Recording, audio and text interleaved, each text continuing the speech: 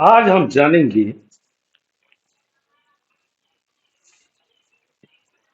कि वन्य जीव संसाधन,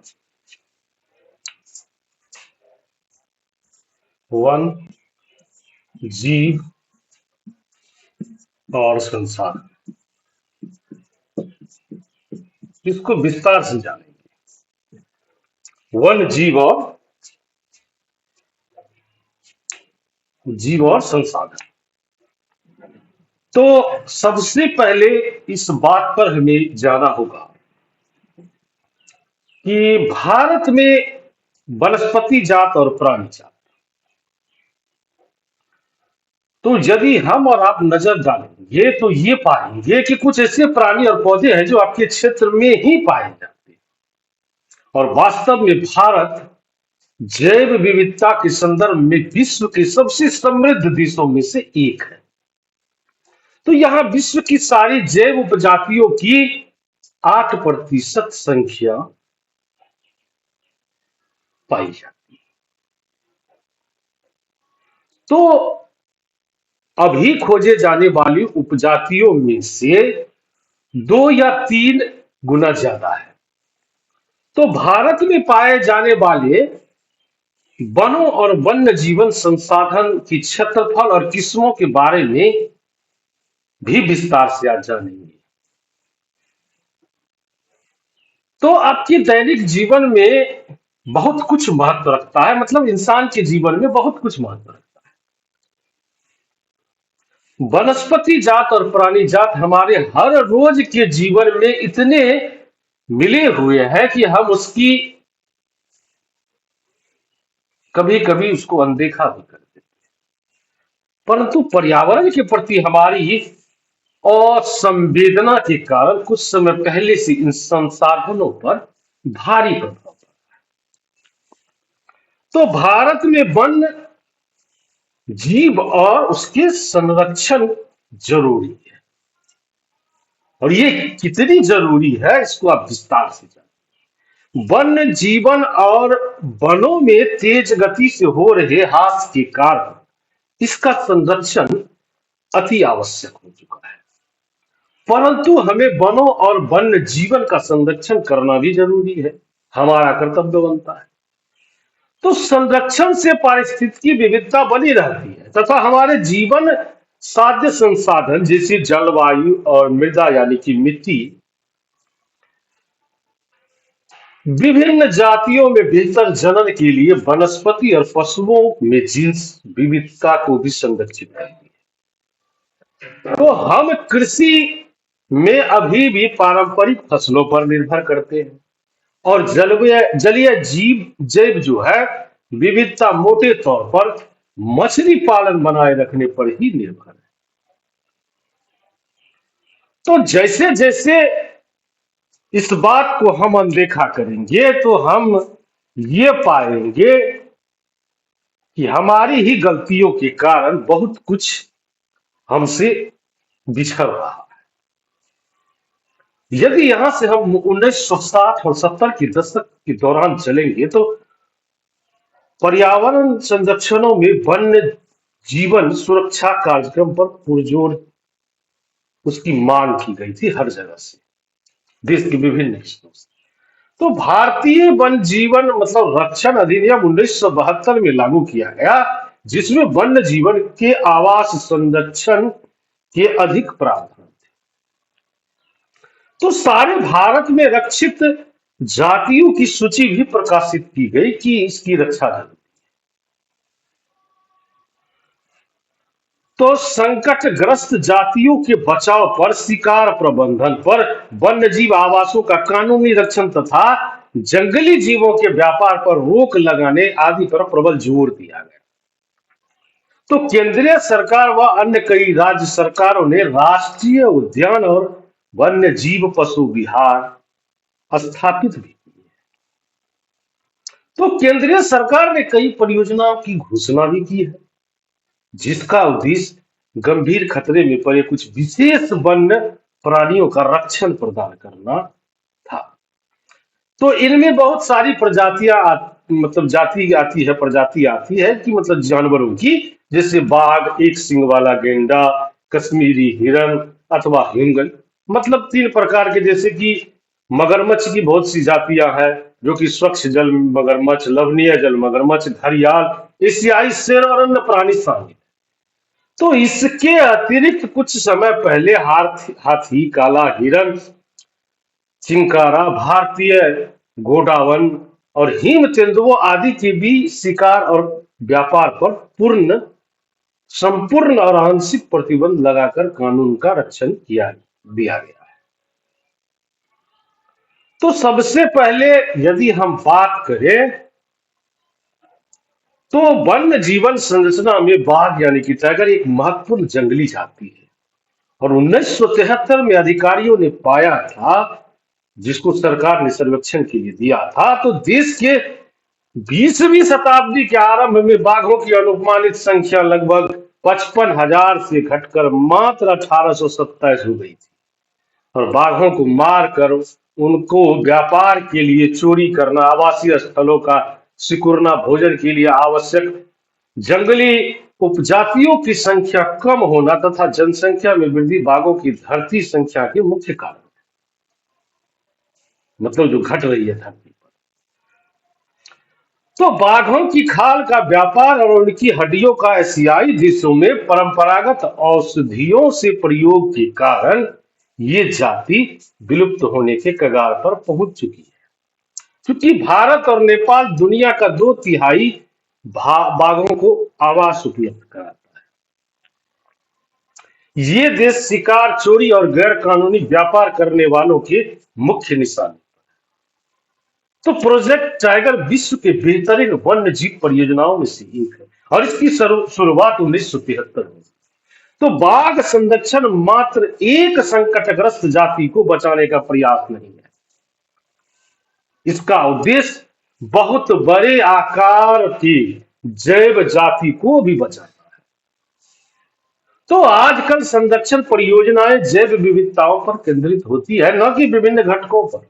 तो संरक्षण के विभिन्न तरीकों की गहनता से खोज की जा रही है और संरक्षण नियोजन में कीटों को भी महत्व मिला है। तो वन्य जीव अधिनियम 1980-86 के तहत सैकड़ों तितलियों, पतंगों, मृगों तथा एकन ड्रैगन फ्लाई को भी संरक्षित जातियों में शामिल किया गया और 1992 में पौधों की भी 6 जातियां पहली बार सूची में रखी गई। तो वन और वन्य जीव संसाधनों के प्रकार के वितरण को यदि हम लोग विस्तार से जानने की कोशिश करें, तो मानिए कि यदि हम वन और वन्य जीव संसाधनों को संरक्षित करना चाहे तो उनका प्रबंधन जरूरी है। नियंत्रण और विनियमन अपेक्षाकृत कठिन है, लेकिन भारत के अधिकतर वन में वन्य जीवन या तो प्रत्यक्ष रूप में सरकार के अधिकार क्षेत्र में है या वन विभाग अथवा अन्य विभागों के जरिए सरकार के प्रबंधन में ही है। तो आरक्षित वन इसमें से आता है कि आरक्षित वन, तो देश में आधे से अधिक वन क्षेत्र जो भी है वो आरक्षित वन क्षेत्र में घोषित किए गए हैं। जहां तक कि वन और वन्य प्राणियों की संरक्षण की बात है, तो आरक्षित वनों में सर्वाधिक मूल्यवान माना जाता है। तो वन विभाग के अनुसार देश के कुल वन क्षेत्र 1/3 हिस्सा रक्षित है और इन वनों को और अधिक नष्ट होने से बचाने के लिए इसकी सुरक्षा भी की जाती है। तो सभी प्रकार के वन और बंजर भूमि जो सरकार, व्यक्तियों और समुदाय के स्वामित्व में होते हैं, अवर्गीकृत वन कहे जाते हैं। तो आरक्षित और रक्षित वन ऐसे अस्थायी वन क्षेत्र है जिसका रख रखाव इमारती लकड़ियों और अन्य पदार्थों और उनके बचाव के लिए किया जाता है। तो मध्य प्रदेश में अस्थायी वनों के अंतर्गत सर्वाधिक क्षेत्र है, जो कि प्रदेश की कुल वन क्षेत्र का 75% है। और इसके अतिरिक्त जम्मू और कश्मीर, आंध्र प्रदेश, उत्तराखंड, केरल, तमिलनाडु, पश्चिम बंगाल, महाराष्ट्र में भी कुल वनों का एक बड़ा अनुपात आरक्षित वनों का ही है। जबकि बिहार, हरियाणा, पंजाब, हिमाचल प्रदेश, उड़ीसा, राजस्थान, में कुल वनों की रक्षित वनों का एक बहुत बड़ा अनुपात है। तो पूर्वोत्तर के सभी राज्यों में और गुजरात में खासकर इस बात पर जरा सी नजर दी जाए कि गुजरात में अधिकतर वन क्षेत्र जो है वो अवर्गीकृत वन क्षेत्र है तथा स्थानीय समुदायों के प्रबंधन में। तो समुदाय और वन संरक्षण क्या चीज होती है, जरा इसको समझिए। तो वन संरक्षण की नीतियां हमारे देश में कोई नई बात नहीं है। आमतौर पर इस बात से हर कोई अनजान बनने की कोशिश करेगा, पर वन हमारे देश के कुछ मानव प्रजातियों की आवास है। और भारत के कुछ क्षेत्र में स्थानीय समुदाय सरकारी अधिकारियों के साथ मिलकर अपने आवास स्थलों के संरक्षण में जुटे। तो इसी से ही दीर्घकाल में उनकी आवश्यकताओं की पूर्ति होती है। और सरिस्का बाघ रिजर्व में राजस्थान के गांव के लोग वन्य जीवन रक्षण अधिनियम के तहत वहां के खनन कार्य बंद करवाने के लिए संघर्षरत है। तो कई क्षेत्रों में तो लोग स्वयं वन्य जीव आवासों की रक्षा कर रहे हैं और सरकार की ओर से हस्तक्षेप भी नहीं कर रहे। तो राजस्थान के अलवर जिले में 5 गांवों के लोगों ने तो 1200 हेक्टेयर में वन भूमि भैरवदेव डाकब सोनचूरी घोषित कर दी है, जो अपने नियम कानून के अनुसार है। जो शिकार जहां शिकार वर्जित है, बाहरी लोगों की घुसपैठ से यहाँ के वन्य जीवन को भी बचाया जाता है। तो प्रकृति की पूजा सदियों पुराना जनजातीय विश्वास है, इस बात को मानिए, जिसका आधार प्रकृति के हर रूप की रक्षा करना है। तो इन्हीं विश्वासों ने विभिन्न वनों को मूल एवं कौमार्य रूप से बचाकर रखा है और जिन्हें पवित्र पेड़ों के झुरमुट देवी देवताओं के वन भी कहे जाते हैं। तो वनों के इन भागों में या तो वनों के ऐसे बड़े भागों में स्थानीय लोग ही घुसते हैं और न ही किसी को और छेड़छाड़ करने देते। तो कुछ समाज कुछ विशेष पेड़ों की पूजा करते हैं और आदिकाल से उसका संरक्षण करते आ रहे हैं। तो छोटा नागपुर क्षेत्र में मुंडा और संथाल जनजाति जो है वो महुआ और कदम के पेड़ों की पूजा करते। तो ओडिशा और बिहार की जनजातियां शादी के दौरान इमली और आम के पेड़ की पूजा करते। तो आप में से बहुत से व्यक्ति पीपल और वटवृक्ष को भी पवित्र मानते हैं। तो इन्हीं सारी बातों पर ध्यान देते हुए भारतीय समाज ने अनेक संस्कृतियां हैं और प्रत्येक संस्कृति में प्रकृति और इसकी कृतियों को संरक्षित करने के अपने पारंपरिक तरीके हैं। तो आमतौर पर झरनों, पहाड़ी चोटियों, पेड़ों और पशुओं को पवित्र मानकर उनका संरक्षण किया जाता है। अनेक मंदिरों के आसपास बंदर तथा लंगूर पाए जाते हैं। उपासक उन्हें खिलाते हैं, मंदिर के भक्तों से वो मिलते भी हैं। और राजस्थान में बिश्नोई गांव के आसपास आप काले हिरन, चिंकारा, नीलगाय और मोरों की झुंड भी देख सकते हैं, जो वहां के समुदाय का अभिन्न हिस्सा है और कोई उनको नुकसान नहीं पहुंचा पाएगा। तो सबसे बड़ी बात यह है कि हिमालय में प्रसिद्ध चिपको आंदोलन कई क्षेत्रों में वन कटाई रोकने में ही कामयाब नहीं रहा, अपितु यह भी दिखाया कि स्थानीय पौधों की जातियों का प्रयोग करके सामुदायिक वनीकरण अभियान को सफल बनाया जा सकता है। तो पारंपरिक संरक्षण तरीकों को पुनर्जीवित अथवा परिस्थितिकी कृषि के नए तरीकों का विकास अब व्यापक हो गया है और टिहरी में किसानों को बीज बचाओ आंदोलन एवं नवदान में दिखाया गया। तो रासायनिक उर्वरकों के प्रयोग के बिना विविध फसल उत्पादन द्वारा आर्थिक रूप से व्यवहार कृषि उत्पादन संभव है। और भारत में संयुक्त वन प्रबंधन कार्यक्रम मतलब क्षरित वनों के प्रबंध एवं पुनर्निर्माण भी स्थानीय समुदाय की भूमिका के महत्व को उजागर करते हैं। तो औपचारिक रूप में इन कार्यक्रमों की शुरुआत 1988 में हुई और ओडिशा राज्य ने संयुक्त वन प्रबंधन का पहला प्रस्ताव पास किया।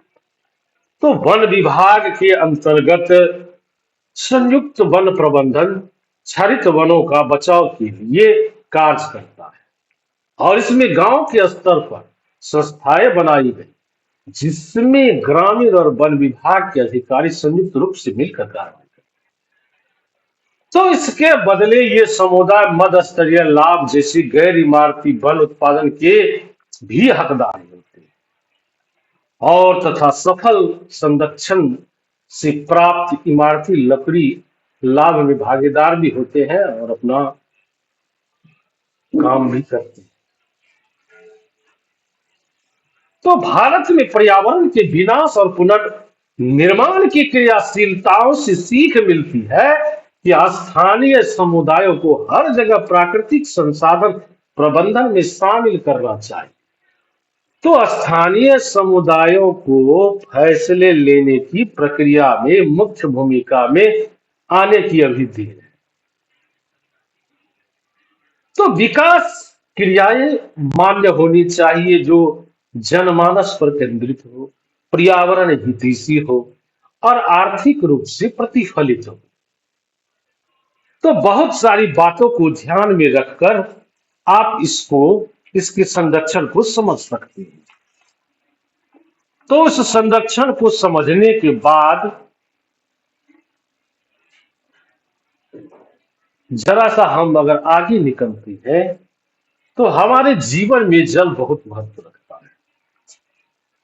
तो जल महत्व तो रखता है, ये संसाधन, जल संसाधन और संरक्षण जरूरी है। इसको विस्तार से जानिए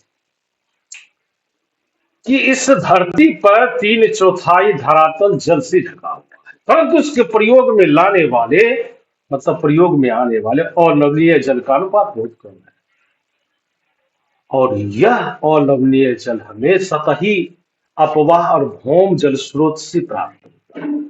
तो जिसका लगातार नवीकरण और क्या बोलते हैं उसको पुनर्भरण जलीय चक्र द्वारा होता है। तो सारा जलीय चक्र में गतिशील रहता है जिससे जल नवीकरण सुनिश्चित हो जाता है। तो जब सूर्य का मतलब जब पृथ्वी का 3/4 भाग जल से घिरा है और जल एक नवीकरण योग्य संसाधन है, तब भी विश्व अनेक देशों और क्षेत्रों में जल की कमी कैसी है, इस बात को जानिए। तो जल दुर्लभता, जल संरक्षण एवं प्रबंध की आवश्यकता है। जल के विशाल भंडार और इसके नवीनीकरण योग्य गुणों के होते हुए भी यह सोचना मुश्किल है पूरी दुनिया के लिए कि हमें जल दुर्लभता का सामना करना पड़ सकता है। तो जल की कमी की बात करते हैं तो इस चीज को समझिए कि कम वर्षा वाले क्षेत्रों या सूखाग्रस्त इलाकों का आपको नजर आएगा, दिमाग में आएगा। तो आपके और हमारे मानस पटल पर तुरंत राजस्थान के मरुस्थल और जल से भरे मटके संतुलित करते हुए जल भरने के लिए लंबा रास्ता तय करती पनिहारिनों की बात आपके दिमाग में घूम जाएगी। तो वर्षा के वार्षिक मौसमी परिवर्तन के कारण जल संसाधनों की उपलब्धता से आखिर होती क्या है, इस बात को जरा सा विस्तार से समझिए कि क्या हो जाता है और क्यों जरूरी है ऐसे ऐसे जगहों पर जल की। जल के बिना तो जीवन बड़ा मुश्किल है। तो जल की कमी इसके अवशोषण अत्यधिक प्रयोग और समाज की विभिन्न वर्गों में जल के आसान वितरण के कारण होती है। तो किसी क्षेत्र में प्रचुर मात्रा में जल संसाधन होने के बावजूद भी वहां जल की दुर्लभता रहती है। तो जल दुर्लभता, अत्यधिक बढ़ती जनसंख्या और उसके परिणाम स्वरूप जल की बढ़ती मांग और उसके असमान वितरण का परिणाम भी है। तो जल अधिक जनसंख्या के लिए घरेलू उपयोग में ही नहीं बल्कि अनाज उगाने के लिए भी चाहिए जल। तो जल, अनाज का उत्पादन बढ़ाने के लिए जल चाहिए। तो जरा सा आगे बढ़िए कि शुष्क ऋतु में भी खेती की जा सकती है। सिंचित कृषि में जल का सबसे ज्यादा उपयोग होता है और शुष्क कृषि तकनीकों तथा सूखा प्रतिरोधी फसलों का विकास द्वारा अब कृषि क्षेत्र में क्रांति लाने की जरूरत सब इंसानों की होती है। तो बहुत से किसानों के खेतों पर अपने निजी कुएं, नलकूप, जिससे सिंचाई करके वे उत्पादन बढ़ाते हैं, परंतु इसके कारण भौम जल स्तर अगर नीचे गिरता है तो मनुष्यों के लिए जल की उपलब्धता में कमी आएगी और भोजन भी सुरक्षा खतरे में पड़ सकती है। तो स्वतंत्रता के बाद तेजी से औद्योगिकरण और शहरीकरण हुआ और विकास के इस अवसर प्राप्त हुए। आजकल हर जगह बहुराष्ट्रीय कंपनियां बड़े औद्योगिक घरानों के रूप में फैली और उद्योगों की बढ़ती हुई जनसंख्या के कारण अलवणीय जल संसाधनों पर दबाव बढ़ रहा है और उद्योगों का अत्यधिक जल के अलावा उसको चलाने के लिए ऊर्जा की भी आवश्यकता होती है और इसकी काफी हद तक जल, मतलब इसकी पूर्ति जो है जल विद्युत से ही होती है। तो भारत में कुल विद्युत का लगभग 23% भाग जल विद्युत से प्राप्त होता है और शहरों की बढ़ती संख्या और जनसंख्या तथा शहरी जीवन शैली के कारण न केवल जल और ऊर्जा की आवश्यकता में बढ़ोतरी हुई है, इससे संबंधित समस्याएं और भी गहरी हो गई। तो शहरी आवास या कॉलोनियों पर अगर नजर डालेंगे हम और आप तो पाएंगे कि अंदर जल पूर्ति के लिए नलकूप भी स्थापित होते हैं। तो शहरों में जल संसाधनों के प्रति शोषण हो रहा है और इसकी कमी होती जा रही है। तो जल दुर्लभता के मात्रात्मक पहलू की बात अगर हम लोग करेंगे तो एक बात ध्यान में आएगी कि इन क्षेत्रों में जल की दुर्लभता है। यह दुर्लभता जल का खराब गुणवत्ता के कारण भी हो सकती है, लेकिन यह चिंता का विषय बनता जा रहा है कि लोगों की आवश्यकता के लिए प्रचुर मात्रा में जल उपलब्ध होने के बावजूद यह घरेलू और औद्योगिक अपशिष्टों, रसायनों, कीटनाशकों और कृषि में प्रयुक्त उर्वरकों द्वारा प्रदूषित है और मानव उपयोग के लिए खतरनाक। तो सरकार ने भी जल जीवन मिशन की घोषणा करके ग्रामीण क्षेत्रों में रहने वाले लोगों के जीवन की गुणवत्ता में सुधार लाने और विशेष रूप से जीवन यापन को आसान बनाने को सर्वोच्च प्राथमिकता दे रखी है। जल जीवन मिशन का लक्ष्य प्रत्येक ग्रामीण परिवार की लंबी अवधि के कारण नियमित रूप से प्रति व्यक्ति 35 लीटर के स्तर पर पीने योग्य पाइप के पानी की आपूर्ति सुनिश्चित करने में सक्षम बनाता है।